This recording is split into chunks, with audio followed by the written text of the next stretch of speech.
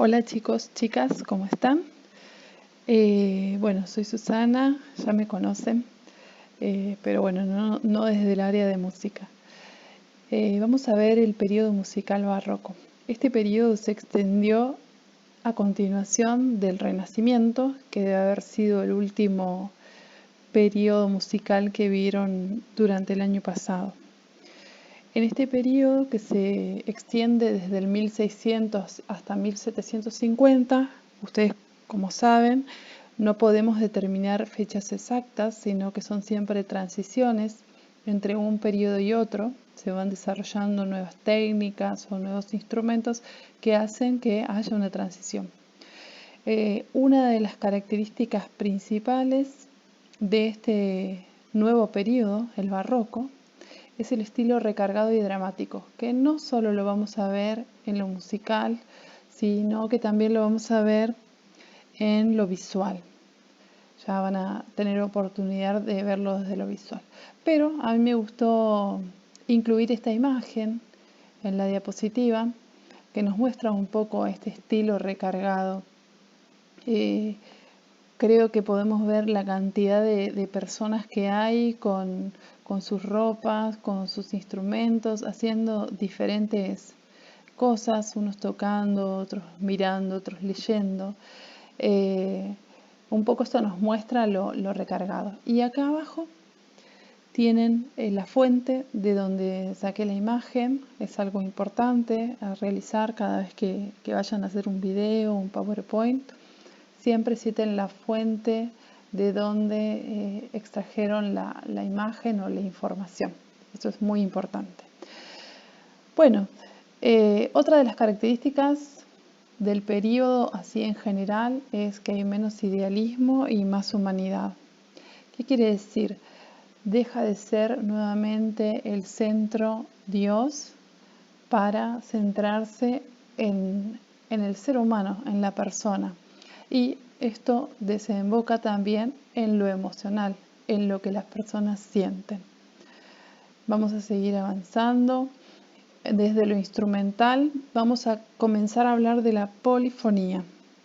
La polifonía significa que los sonidos dejan de ser, de organizarse, digamos, conjuntamente y empiezan a entrelazarse. Es como si diferentes voces jugaran entre ellas. Esta es lo que nos muestra la polifonía. Para este título elegí la imagen de un bodegón. Los bodegones también son típicos de este periodo. Un bodegón es una composición como esta. Esta me gusta particularmente porque tiene instrumentos barrocos incluidos en la imagen, además de frutas, que son digamos, lo típico que incluye un bodegón. Acá tenemos frascos, frutos, pero también hay partituras, hay telas y hay variedad de instrumentos. También cité la fuente aquí debajo y un poco también para describir el barroco. Vemos lo oscuro del fondo y la luz en lo que queremos hacer notar, que es esta imagen de adelante. Bien, a continuación vamos a ver cuáles son los instrumentos que crecen, digamos, como familias de instrumentos durante este periodo. Teníamos el violín ya en el Renacimiento, pero se complejiza, ¿sí?, con la construcción de nuevos instrumentos, de mejoras en la calidad de los instrumentos, y agregamos viola y violonchelo. En realidad en este periodo el violonchelo se va a usar de diferente manera. Ya vamos a ver en un video más adelante que lo que se usaba en el Renacimiento era la viola da gamba, que era como un violín grande que se apoyaba en la pierna. Tenía otra forma de ejecución. Pero sí, lo cierto es que en este periodo se complejizan, se modernizan los instrumentos en su construcción. También tenemos las orquestas. En las orquestas barrocas tenemos instrumentos de metal, ¿sí? Que en los periodos anteriores tal vez los instrumentos de metal se usaban más para momentos de la guerra, para convocar lo que eran espacios abiertos. Pero bueno, se empiezan a incluir en las orquestas. Tenemos las trompetas barrocas que son bastante simples. Si ustedes ven, no hay pistones como tienen ahora acá en esta parte de arriba, y se parecen bastante a un trombón las trompetas barrocas. El instrumento por excelencia del barroco es el órgano barroco y también el clavicémbalo. Son instrumentos de teclado. Ustedes acá, como ven, hay tubos y hay una persona sentada tocando el órgano. Era un instrumento que necesitaba de un pedal que movía un mecanismo para que el aire entrara a los tubos y así pudiera sonar. Bueno, por supuesto en este periodo siguen estando las flautas dulces a full. Son los instrumentos de los vientos de madera que están muy presentes en este periodo.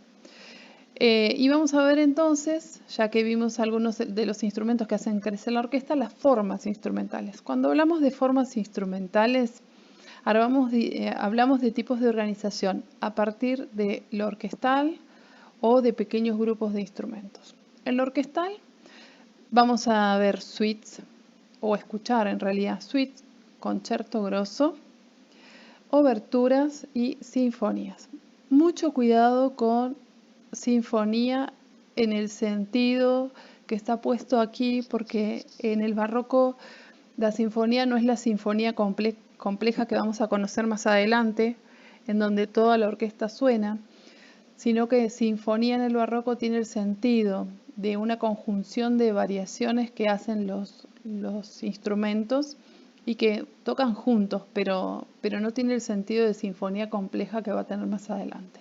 Cuando hablamos de suite, hablamos de pequeñas obras, casi como danzas, ¿sí? Que tienen relación entre sí.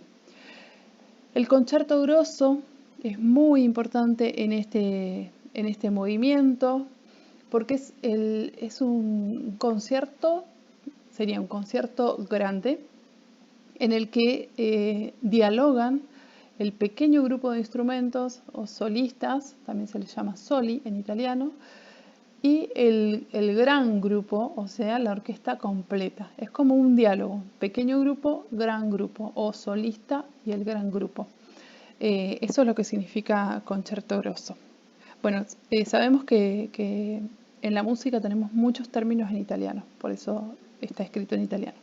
Obertura, que también está escrito en italiano, es una pequeña apertura, una obra de inicio corta antes de otra obra un poco más extensa. Después les voy a pedir que busquen más información sobre estas formas musicales. Sería bueno que las conozcan, que las reconozcan también. Y ahora vamos a ver los que son formas instrumentales con menos cantidad de instrumentos. Acá tenemos la forma sonata, que en realidad la forma sonata después vamos a ver en el periodo siguiente, que es el clásico, que es una forma muy determinada, ¿sí? Que se empieza a formar en el barroco. Las formas sonatas tienen varios movimientos. Y después, para instrumentos de teclado, que dijimos, el clavicémbalo, acá tenemos un ejemplo para ver un clavicémbalo.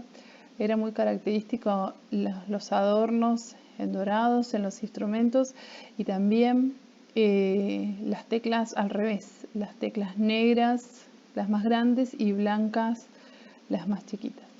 Bueno, decíamos que entre los instrumentos de teclado tenemos la forma musical ricercare.